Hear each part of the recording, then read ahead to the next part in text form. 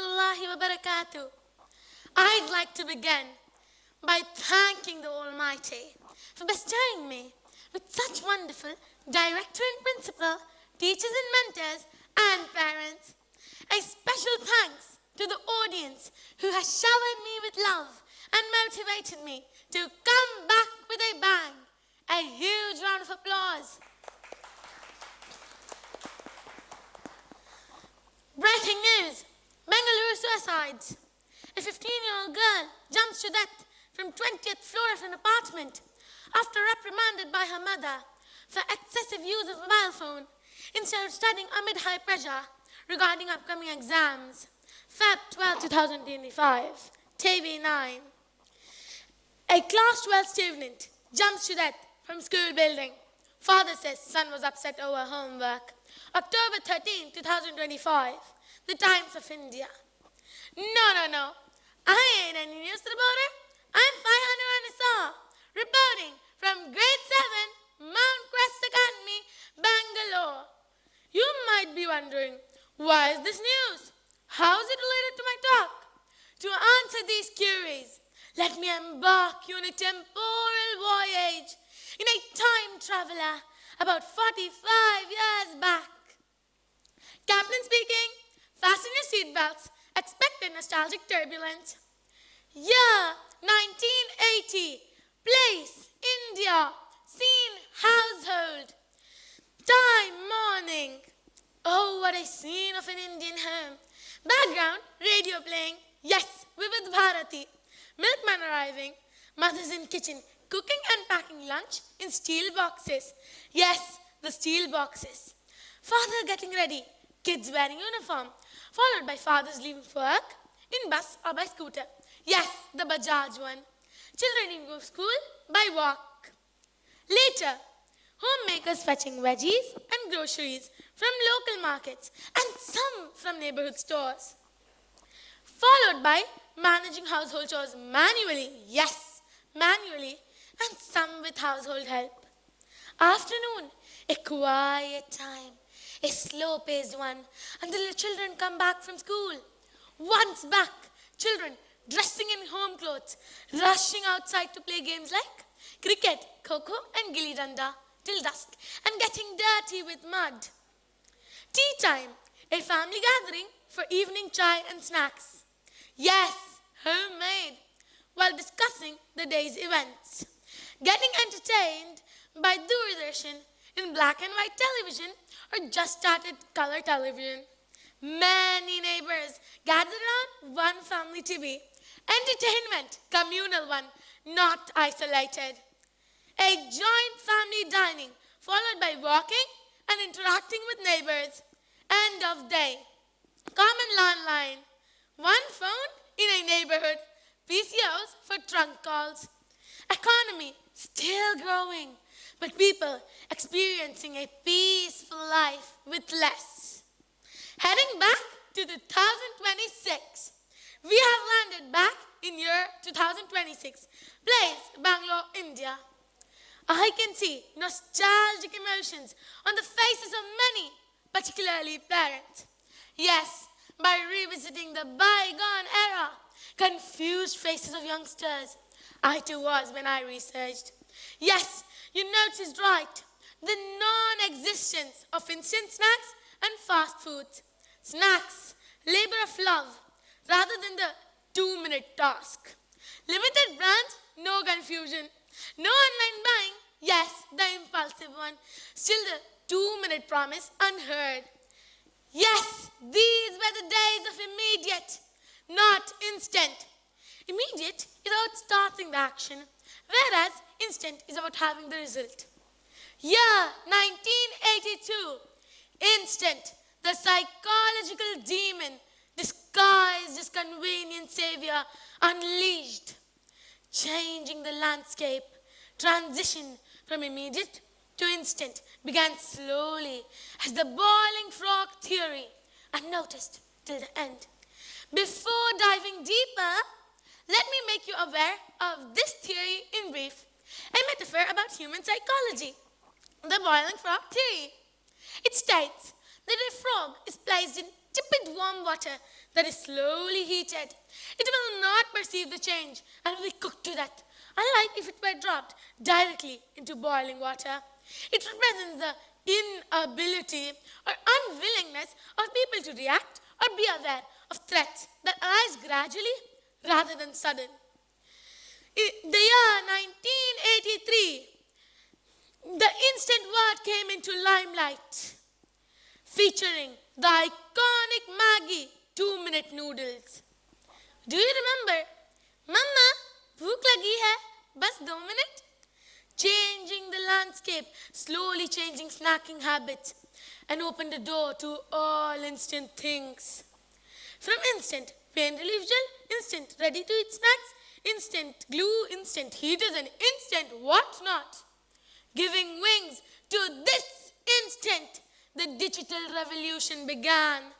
Till this time, only tip of the iceberg was seen.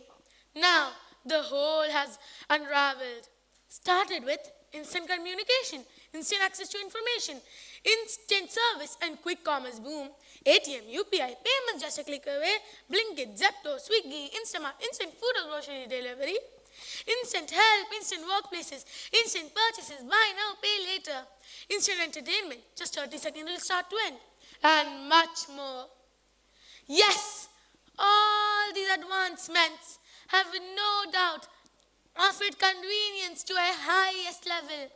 Very convenient, very helpful, very easy for now, but questionable is the long-term psychological impact, particularly who has opened the eyes with all this magic around, and for those experiencing and have made this as a default mechanism from a young age.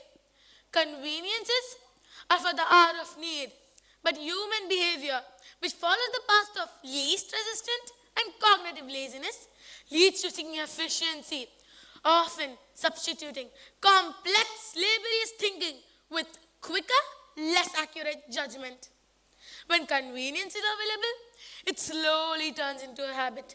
So, what's the result of these default settings of instinct? We, humans, have made the snack of emergency into a staple food. Services and deliveries for needed times turn to be our daily routine. Impulsive purchases just for instant gratification more than need. Just imagine an ambulance being used for daily conveyance. Wouldn't that be strange? With all these transitions rewiring our brain daily, we forgot. Taking easy way offers temporary relief and often leads to greater long-term challenges.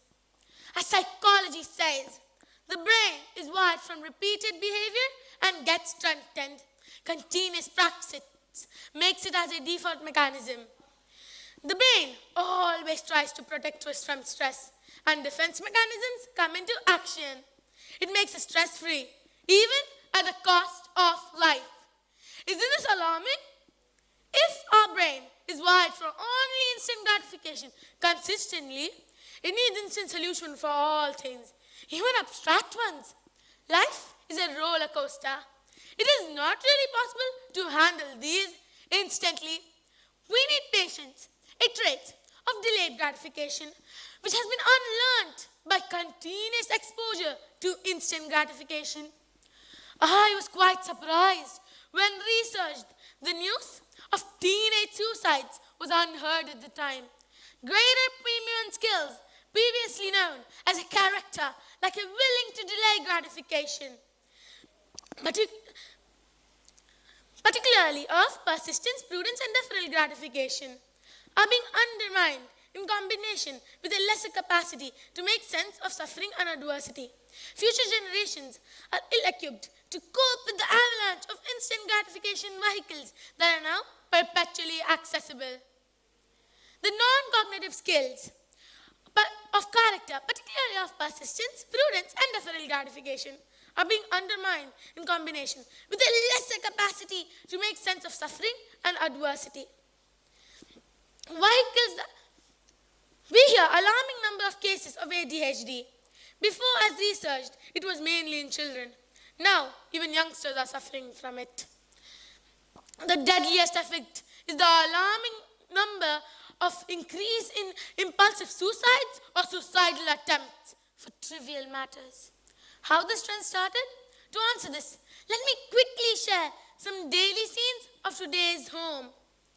Vehicle available, people free. Yet when something needed, Zomato, Swiggy or Porter. Have to go to college, school or office, still having time of life with mobile late at night. Just because we're getting things on EMI, buying things preferring luxury over necessity, like buying screens over repairing the house. Children are handed mobiles to keep them calm and parents free. Just need anything? Just click it, blink it. No thinking twice, no waiting, no controlling. Instant solution for all needs? But psychological solutions are not instant. Distraction, anxiety, depression, stress, isolation, restlessness, emotion avoidance, addiction. We don't have instant solution for all these. If our brain is wired for only instant gratification, it can't accept delayed gratification. When we can't find instant solution, ending ourselves is the option. Brain pushes for instant gratification of stress freedom. Why the psychological impact is not seen at the emergence of instant? The boiling frog theory is the answer. I always felt controlled by my parents for not allowing me to increase my screen time, not allowing me to access online games, even when all my peers were enjoying. Though blessed with everything, not gifting me a smartphone and no Wi-Fi facility at home. Even by action, my parents showed me less interaction with mobiles, as actions speak louder than words. Now, after all this research and information, I know that protecting me from toxins for a happy future rather than controlling. As many parents are aware, the most effective period for investment in both cognitive and non-cognitive skills are the early years. This is the most malleable, flexible, and able to be imprinted age. Unfortunately, very heartbreaking to see parents themselves are infusing their kids with these toxins. How? Reels are the caretaker of many small children. Even months-old know how to scroll reels. The mothers use this as instant pacifiers, later leading to depression, anxiety, irritability, concentration problems, etc. Youngsters and adults use this as defense mechanism. All introduction to conclusion just within 30 seconds reel.